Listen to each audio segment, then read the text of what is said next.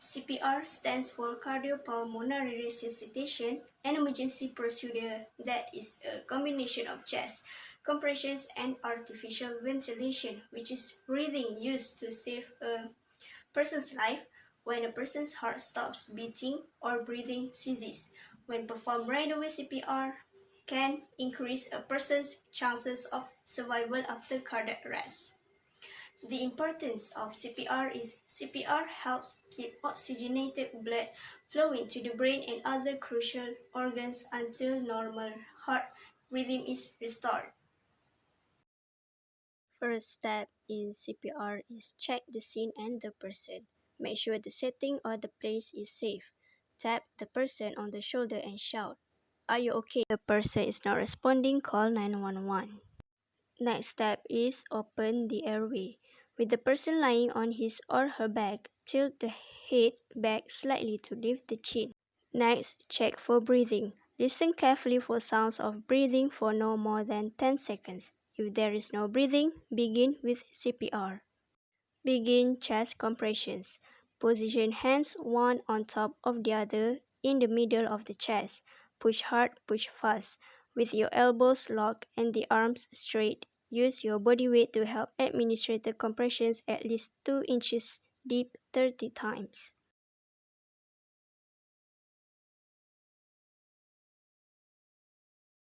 Deliver rescue breath. With the person's head tilted back slightly and the chin lifted, pinch the nose shut and place your mouth over the person's mouth to make a complete seal. Blow into the person's mouth to make the chest rise.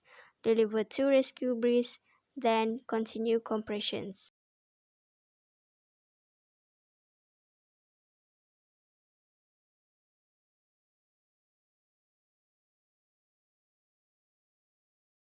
Continue CPR until you see signs of life, another rescuer takes over or help arrives. Situations that call for CPR include cardiac arrest, near drowning, incidents, suffocation, or any which a person is not breathing.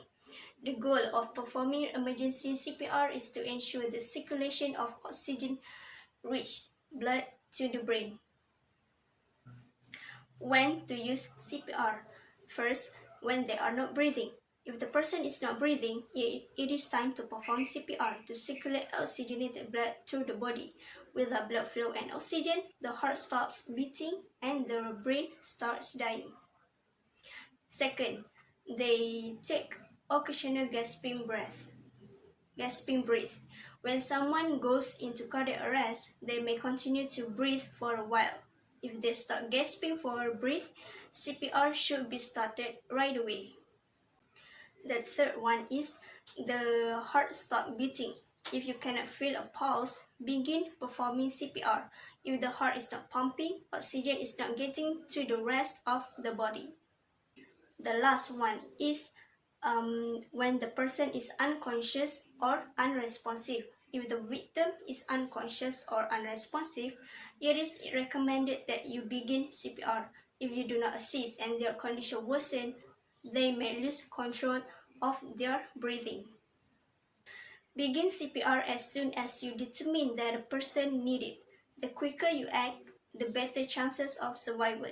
Delaying longer than required may cause brain or other organ damage, resulting in more issues down the road. When you should not perform CPR. The first one is when the area is too dangerous. When the situation is dangerous, you may not be the greatest person to help. If someone electrocuted, there may be down electrical wires in the area, and you may be electrocuted as well. In the case of an automobile accident on a busy road, you may be hit while attempting to reach the scene. This creates more chaos and can be deadly. Second, the person is still breathing normally. If someone is breathing normally, CPR is typically not required. The brain is still receiving oxygen and the heart is plainly beating for the time being. In this situation, call 911 and wait. Keep an eye on the person to notice any changes and to begin CPR if their condition worsens. Continue checking for a pulse and regular breath. In conclusion, CPR is a lifesaver when administered immediately to a healthy person when the heart stops. CPR effectively keeps blood flowing and provides oxygen to the brain and other vital organs, giving the victim a better chance for a fully recovery. CPR is done quickly as soon as the heart stops, can ensure a higher chance of restarting the heart. In fact, it is useful if the victim has no serious illness prior to cardiac arrest.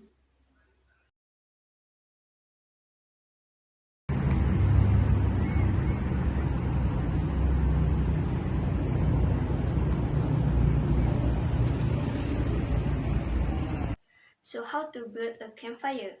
Before we get into some techniques of campfire building, let's make sure we are all on the same page vocab-wise. To make a great fire, you will need three types of fuel: large pieces of wood, kindling, and tinder. Tinder is the material, anything from dry leaves, dry lean, or paper that catch the initial spark of the fire, which then lights kindling, which are twigs, branches, and small splits of wood that build up the fire's initial combustion and heat. There are three types of campfire. First one is lean-to. The lean-to is one of the most basic campfire design. At its most basic, this may be a piece of large wood set on the ground with tinder resting on the other side and kindling and other firewood leaning against it. Second, the teepee. The teepee is a popular and simple campfire form that comprises of kindling and the firewood lean together in conical shape with the tinder burnt in the middle. Lastly, the log cabin. The cabin design is made up of logs built in alternating perpendicular levels with tinder and kindling put in the relatively open center. As the logs burn, they roll into the fire, keeping it crackling. So without further ado, let's go to the demonstrate video. First, for TP, some of the materials you will need to start the fire are tinder, kindling, firewood, and matches. To begin lighting the fire, take some dry tinder and place it in a small pile in the middle of your fire pit.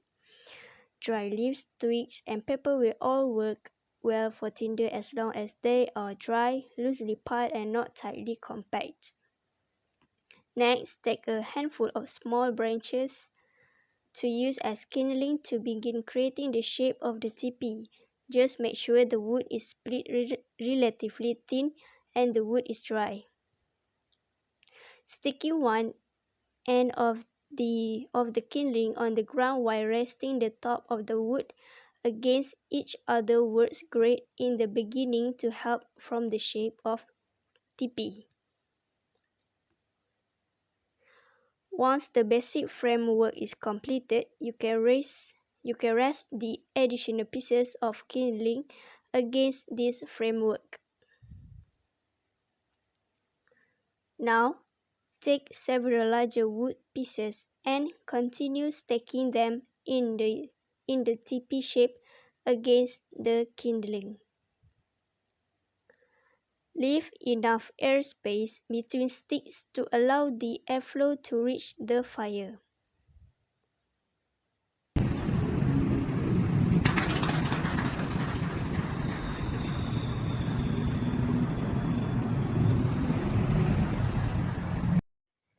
Finally, light the tinder in the middle of the teepee fire and you're done.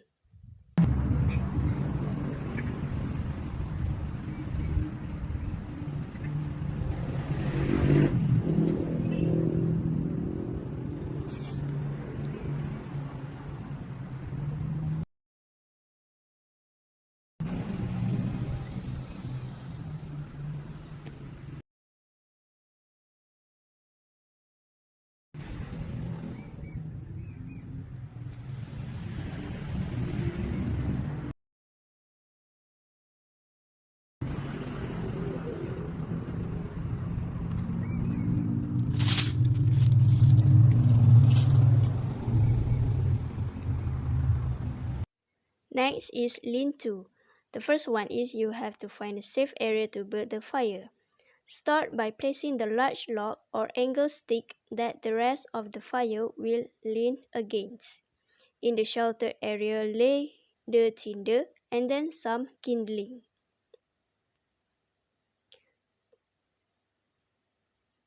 Start to create runs of kindling and small twigs leaning against the log.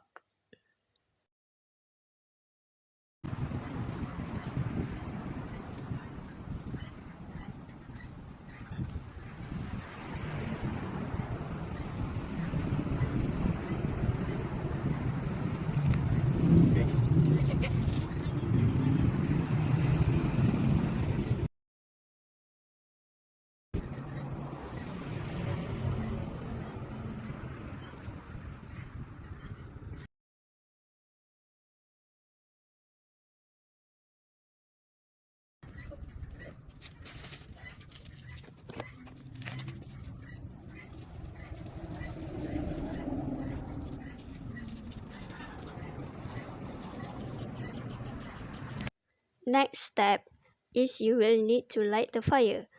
Light the fire at the entrance to the cave light area. Once the tinder has caught, then the rest of the fire will light from this. Lastly, maintaining the fire. The fire is continually with the new pieces of wood being added to the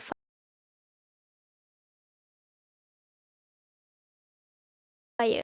Lastly is log cabin. The first one is, of course, you have to find a safe area to build the fire. Take 2 pieces of firewood and arrange them parallel to each other in your fire area. Then place your fire starter or pepper directly in the middle of this wood. Next, add tinder on the top of the pepper. Next, you need to add kindling across the base wood. Make sure not to put kindling so close together because it will blocking out the airflow. Next step is you add more fuel wood. In this step, we make sure our fire structure actually look like a log cabin.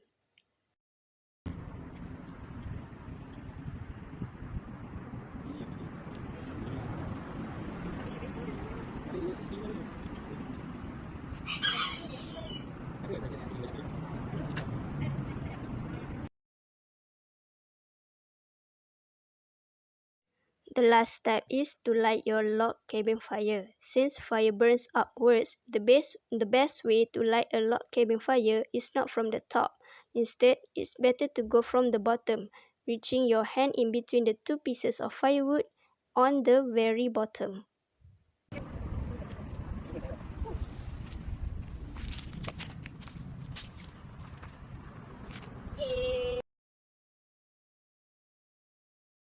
Advantage of conducting the correct technique of campfire is it can prevent the fire from going to be big. When the fire started to become big, it is hard to control the fire and mostly people will get panic. It also can prevent from damaging the environment. In conclusion, it is no secret that we love to have a campfire and cook on it as well. They are cozy, fun, magical, and add a sense of adventure to your outdoor trips.